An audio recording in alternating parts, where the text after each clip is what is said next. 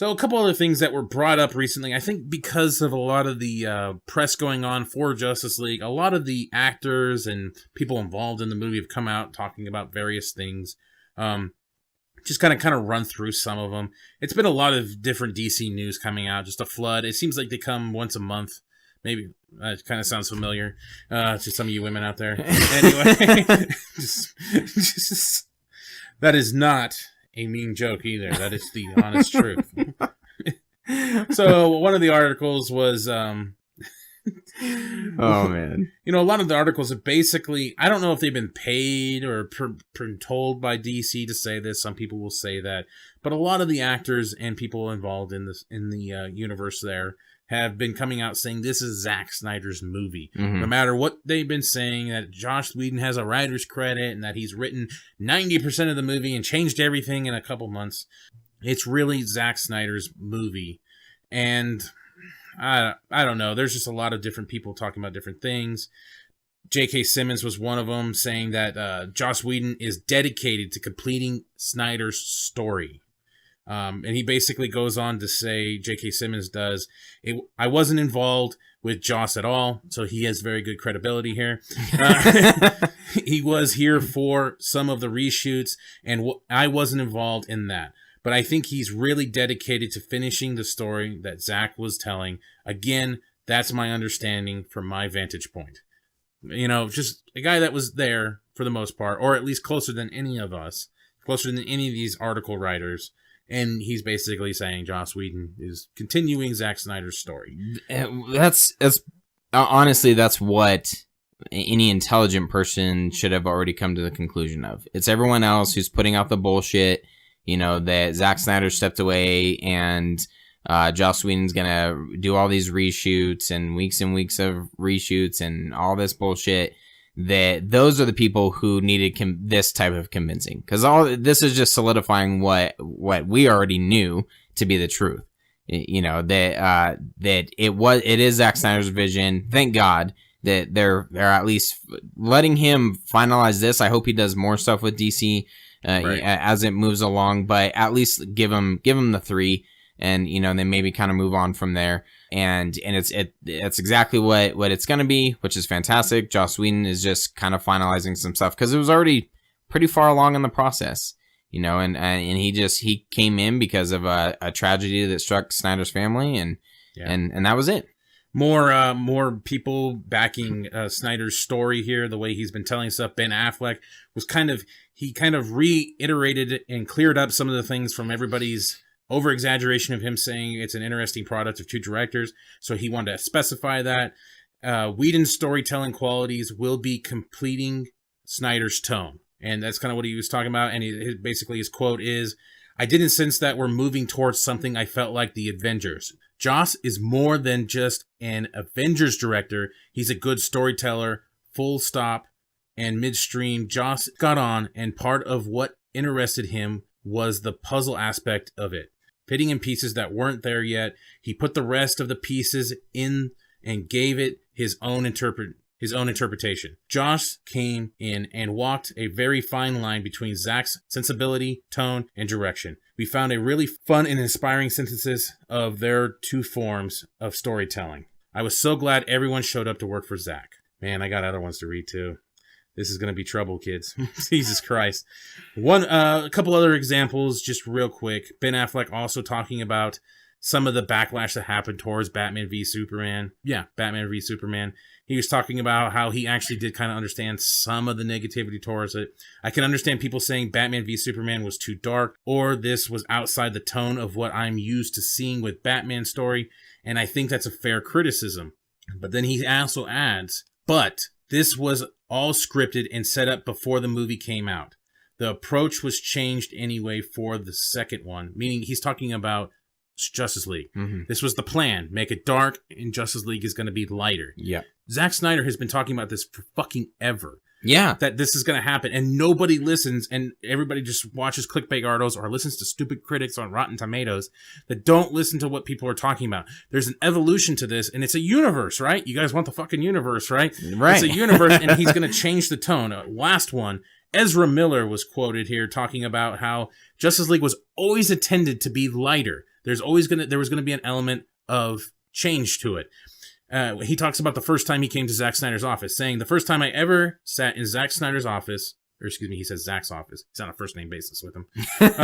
First time I ever sat in Zack's office, he told me people were mad at him for making things too dark. Zack always intended for Justice League to rise out of the darkness and maybe even bring Batman with them, maybe an inch. And that's what Ezra Miller says. Wow, that's awesome. And that's a good quote. And it's just the people that are involved in this movie are saying this.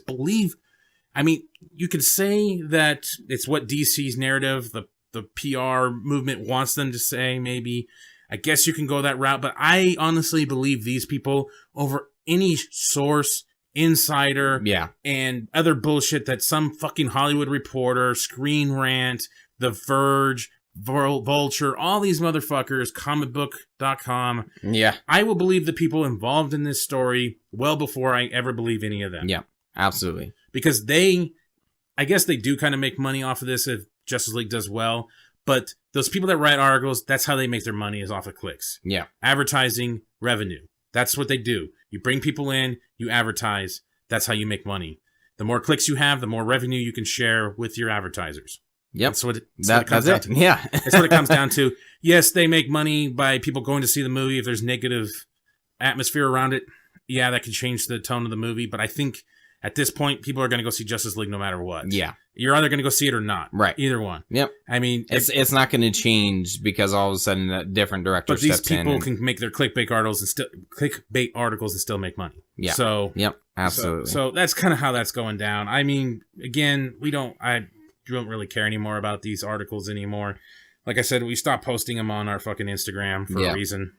It's just one final thing that we wanted to touch on, especially because I'm sure it won't be final, but it's an overwhelming thing at this point. Yeah. There's so many people involved saying that what we all, I guess, sensible people that don't just immerse ourselves in these articles and just believe the first thing that we read. We're not a part of the sheep that are just following like everything that, and just completely buying into every single thing, and the sky's falling, Chicken Little bullshit. Yeah, so I think that's the way we should do it. All right, so moving right along real quick before we get into it, I just want to throw this out. I don't think I had a chance last time. If you have a chance, check out Zack Snyder's video on Vero. You actually have to sign up for an account. It is kind of a pain in the butt, but he posted it solely on there. It's a video called Snow, Steam, Iron, and it's a short film that he filmed with just an iPhone. However, there's some incredible editing software that he used. Yeah, because it was fantastic. But it's a great movie, or a great little short film. Really shows the power that you can do. And when I was watching this, it shows that if you are a good storyteller, which I am not, what you can do without any audible dialogue. There's no dialogue, no real context. Yeah, and you can piece together a story just based on imagery, and it's fantastic. Yeah, Zack Snyder is actually pretty solid at that. There's one thing that I've been meaning to bring up a while back, but I never did. But one of the things he brought up that was brought up and confirmed by Zack Snyder actually in Batman vs. Superman, just because you were talking about this visual aspect without words, and I was kind of wondering what you thought of it or if you saw this article, but they were talking about when in Batman vs. Superman, when he lands and he saves the people in the Della Morte fighter, where there's all those dead people that are surrounded, or the people with the skull masks and everything. We always thought that he had that uncomfortable look on his face because he didn't want the people swarming him. He didn't want all this admiration and stuff like that. But somebody brought up a fan theory where it was actually like haunting figures of the people that possibly died in Man of Steel. Oh, and that's what was depressing him. And Zack Snyder confirmed that. Oh shit! And that's what it was. It was like the dead were surrounding him, the ones that died in Man of Steel because of his failure to do what he was supposed to do. So even though he saves one, he still let a bunch of people down in Man of Steel. That's deep. And I don't know if he's like, yeah, of course that's what it was. I don't know. Yeah. But the way you just talked about that just reminded me of that. Yeah. And maybe... No, he does a fantastic job. And I wish I could... there's a lot of times where I feel he's just way too deep for any... He is. Ouch. for any common mind, I guess. Even sometimes for me, when I sit down and I'll watch a 4-minute film a couple times, and I'm like, times, yeah, just trying to interpret, what is he putting out there? Because there's the basing, and that's how Man of Steel is, and Batman v Superman. I mean, not quite to this extent, but when you're watching them and you watch, you're like, okay, that was pretty solid. And you watch it again and you gain more, and you watch it again and you gain more, and you're like, oh fuck. You start really delving into themes and tones and stuff like that people could interpret in multiple ways, which I find fascinating. Yeah. So I just wanted to throw that out there. We're on the topic of Justice League and stuff, and it was cool to see Zack Snyder get back into what he loves, after his family tragedy. Making iPhone movies. Yeah. And then using $10,000 editing software. yeah, guaranteed.